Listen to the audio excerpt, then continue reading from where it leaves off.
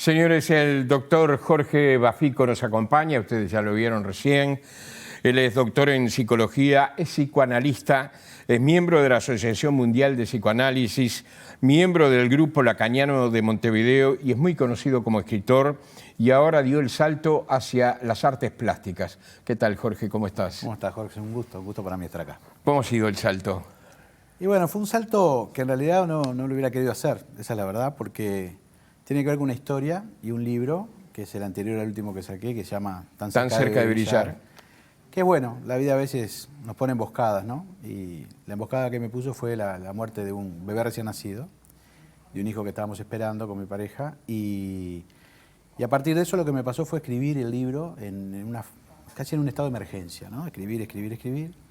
Y se ve que el libro no alcanzó porque empecé a hacer cosas tomando un poco recuerdos de mi infancia, de Punta Fría, de mi padre, de mi madre, de mis tíos que tocaban la guitarra y cantaban.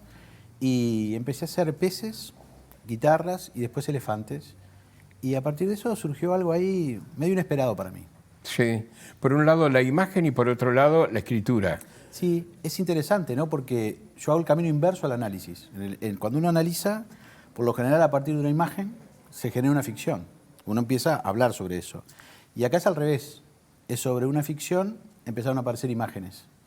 Que la verdad yo no pensé que lo podía hacer, ¿no? Claro. Tan cerca de brillar, fue ese libro que de alguna manera te cambió la vida, según has establecido. Bueno, la vida de cualquier padre cambia frente a la muerte de un hijo, ¿no? Sí. ¿Esperabas que la vida te castigara de una manera tan dura? No concretamente con la muerte de un hijo, por supuesto, no estoy diciendo eso, ¿verdad? Estoy diciendo, hay dolores que son muy profundos y los conoces. Sí. Los conoces a través del diván, a través de tu consultorio. Yo creo que la vida es agridulce para todos. La vida me ha dado mucho a mí. Yo creo que ha sido muy generosa conmigo en una cantidad de cosas. Y también ha sido muy terrible. Porque a mí, en el tiempo de esta muerte de mi hijo, en el lapso de 3 meses se muere mi padre, mi hijo recién nacido y mi madre. O sea, fue un momento muy difícil en mi vida. Quizás por eso, aparte de lo que yo hacía, que era escribir, ¿no? Lo que hacía hasta ese momento, empecé a hacer este otro tipo de cosas, que también es una cosa muy solitaria, ¿no? El poder producir objetos, y las piezas tienen que ver con objetos que están en la calle, con pedazos de cosas que uno puede conseguir, metales, pedacitos de madera. O sea, intentar de algo que no sirve para nada, que pueda tener otra función. Me imagino que algo de eso tiene que ver, pero sí, la vida es así, la vida hay que tomarla como lo que es. Nos pasan cosas buenas y nos pasan cosas malas, y es siempre en el orden de lo inesperado, porque este tipo de acontecimientos uno no los espera. Claro. Muere entonces Benjamín, así se llamaba el bebé, muere tu papá y muere tu mamá en 3 meses. Sí, en 3 meses. ¿Cómo hiciste para tu dolor, de alguna manera, combinarlo con el dolor que seguramente recibís en tu consultorio? Bueno, el problema de nuestra profesión, quizás si yo fuera, no sé, trabajara en una empresa, me podría haber tomado 1 mes, 2 meses, ¿no? Quizás. Sí. El tema es que cuando uno trabaja con pacientes... No podés abandonarlos. No se puede. Entonces, traté de disociarme, creo que lo hice relativamente bien. Quizás algún paciente notó algo. Los pacientes, por lo general los pacientes... Son perceptivos, ¿eh? Sobre todo los pacientes psicóticos. Son más perceptivos, aunque parezca increíble, porque parecerían estar más alejados, sin embargo están más cerca. Pero creo que eso lo pude hacer bien. También porque utilicé estas herramientas terapéuticas, vamos a llamarle así, que tenían que ver con meterme primero en el libro durante 20 días casi sin parar, y después con la guitarra, los peces, el armado, el desarmado, ¿no? Sí. Estaba pensando, ¿no? A propósito de todo eso que decías, realmente la combinación de dolores, el psicoanálisis es un ejercicio duro. Sí. Para el psicoanalista y especialmente para el psicoanalizado. Es un ejercicio duro que yo recomiendo, personalmente recomiendo. Y lo recomiendo por experiencia personal, ¿verdad? Y muchas veces el psicoanalista, en este caso tú que sos hombre, pasás a ser el padre del paciente. Es decir, hay una sustitución que es muy extraña. Es decir, la gente no sabe muy bien la diferencia entre psicología y psicoanálisis. Sí. El psicoanálisis es duro. Sí. Es verdad, son territorios que parecen parecidos, pero son muy diferentes uno de otro. La psicoterapia y el psicoanálisis, ¿no?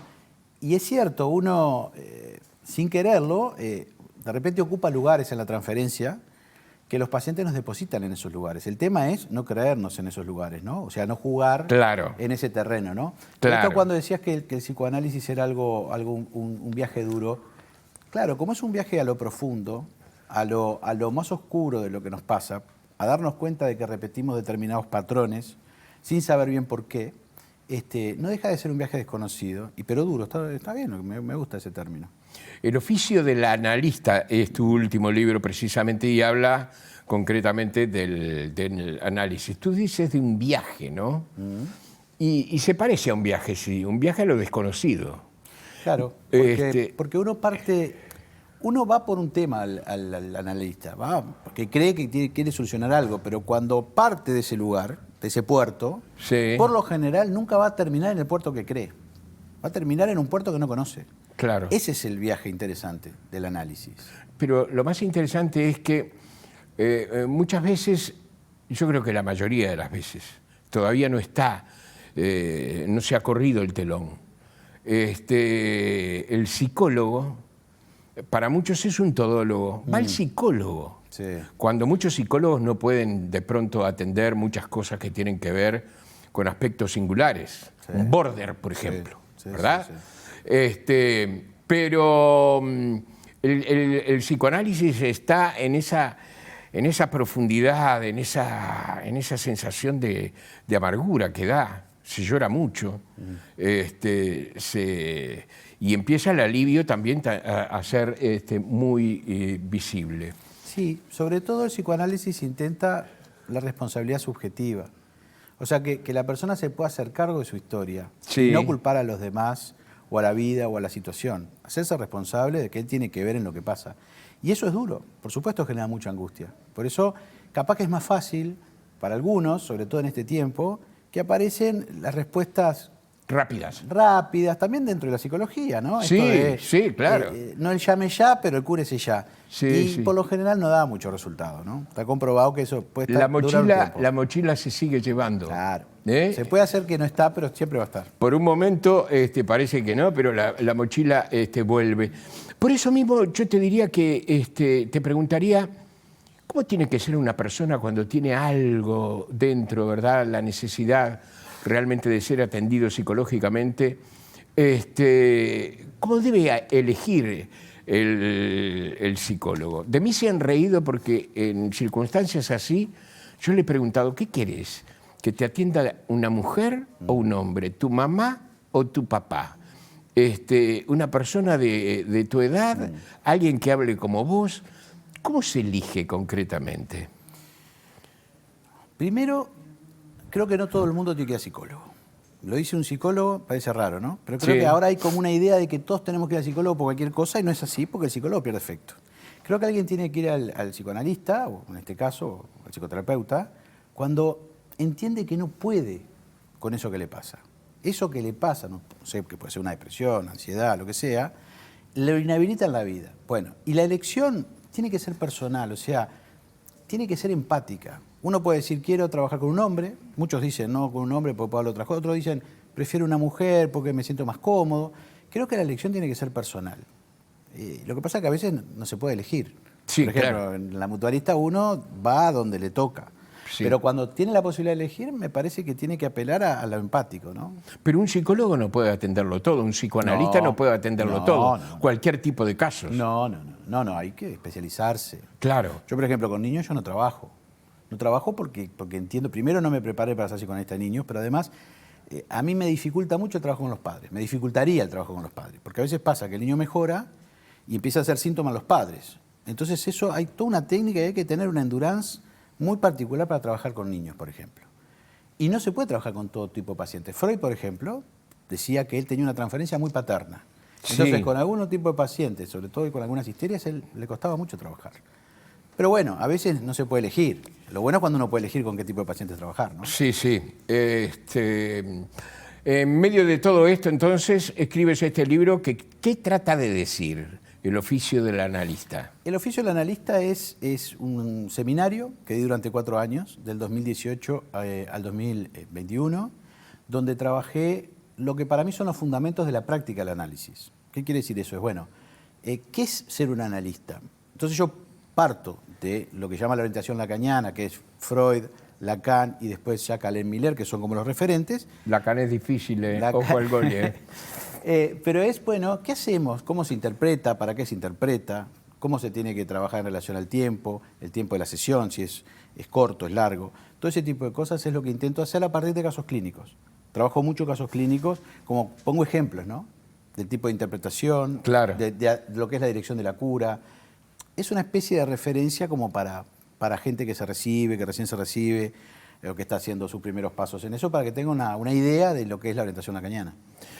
¿Te ha pasado que has tenido pacientes que creen que tú les vas a dar las respuestas de lo que le pasa cuando las respuestas de lo que le pasa las tiene que encontrar él? Sí, no solo me ha pasado eso, me ha pasado que me exigen respuestas, ¿no? Vienen y piden respuestas como que uno tendría que tener en un manual y sacar. Pero es un poco el tiempo ¿no? Donde uno rápidamente encuentra la respuesta. ¿Dónde la encuentra? En el celular. Saca el celular, se fija, sí, pone claro, lo que está buscando y le aparece. Sí. En este tiempo de horizontalidad, donde está la información para todos lados, también a veces lo tratan de llevar al psicoanalista. El psicoanalista ahí lo que tiene que hacer es, bueno, hacer que espere el paciente, que trate de entender que es por otro lado la cosa, ¿no? Sí, sí, que él mismo tiene que encontrar las respuestas, que de repente no las conoces. Podés intuirlas. No las conocemos. Cuando viene un paciente por primera vez, nosotros primero tenemos que tratar de entender de qué se trata, qué cuadro clínico tiene, como para ver qué tipo de intervención poder hacer. Hay que tener cuidado en eso. A veces se empieza a interpretar, que es una de las cosas que aparece en el libro, ¿no? El problema es la interpretación. Se cree que el psicólogo es el que interpreta, o sea, que se le paga para hablar, y no, sí, se le paga para escuchar. Sí. Es lacaniano, recuerden. Hablan poquísimo los lacanianos. Se habla poco porque a veces, si no, uno le da mucho sentido al paciente y el paciente va, cuando dicen, mi psicólogo me dice que soy... No, el psicólogo no, es él el que tiene que decir. Cuando dice mi psicólogo dice es porque la cosa no funcionó. Sí, sí. Te refugiaste en el arte entonces. Sí. Y en el arte. ¿Exorcizaste a Benjamín en el mejor de los sentidos? Sí, yo creo que con respecto a esto hay 2 tiempos. Uno es una muestra que hice a beneficio de Fundación Canguro, que duró un mes, en el mes de febrero, donde hay todo, digamos, la producción, la venta de las obras que había ahí, era para la Fundación Canguro. Y ahí hice una especie de corte, de duelo que se corre hacia otro lugar, que es esta muestra que hice ahora en Argentina, que se llama Generaciones. Ahí está. Que ya tiene que ver con padres, hijos, abuelos. Lo hiciste con el compadre pintor y tan especial. Emilio Bolinches. Exactamente, Emilio es mi maestro, es el que me impulsó un poco a esto. Emilio hizo una muestra en la que Usina le fue muy del bien Arte, también. Sí, es un fenómeno, un tipo hiper generoso. Y bueno, a partir de él, por yo ser del taller, bueno, me invitaron a mí también después en la Embajada de Uruguay en Buenos Aires. Una experiencia divina porque no me la esperaba, o sea, absolutamente inesperado. Por eso digo que la vida te saca, pero también te da, ¿no? Bueno, ¿y hacia dónde te vas a inclinar?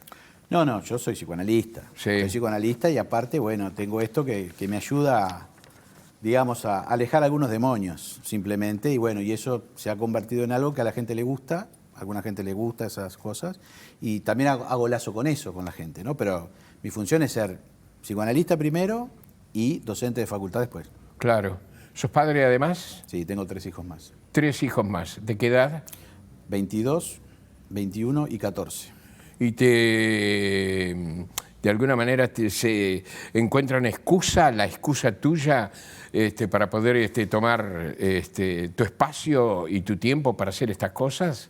Sí, no, lo entienden, además ya están más grandes, ya viven, los 2 grandes viven solos. Me han acompañado mucho, han sido muy respetuosos. O sea, esta tragedia también implicó una madurez de todos, de todo el grupo familiar, ¿no? De mis hijos también. Porque el trauma de la muerte de un hijo no solamente implica la muerte del hijo, sino el trauma de todos los que están alrededor. Por supuesto. Y del silencio, que es lo más complejo, ¿no? porque cuando un acontecimiento es tan traumático no se habla muy poco, se lo esconde. Y yo creo que no, que justamente en la medida que el libro, la intención que tiene es de poder generar una historia que no existe, porque esa persona no existió, pero que deja una marca a través del libro que habla de otros lugares que tiene que ver con lo que él generó, incluido para sus hermanos. Lo próximo entonces es en que públicamente, ¿no? Independientemente de tu actividad. ¿Qué tenés pensado? Estoy escribiendo un libro sobre lobos solitarios, que me parece... Lobos solitarios. Sí, que se están viendo cada vez más. Es un fenómeno por de la supuesto. época actual. Por ejemplo, en Estados Unidos, de 80 casos que había hace 20 años por año, el año pasado hubieron 700. Y este año van a ser más de 1000 solo en Estados Unidos. O sea, estamos hablando del lobo solitario, es aquel individuo que está tomado por el odio, entra a un lado, mata compañeros. Ayer en Rusia. Sí, en todo el mundo es una cosa que algo está pasando. Bueno, entonces estoy investigando un poco ese tema y estoy escribiendo un libro a partir de eso. Bueno, vas a venir a hablar de ese libro también aquí, ¿no? Por supuesto, con mucho gusto. Gracias por venir. Gracias a vos.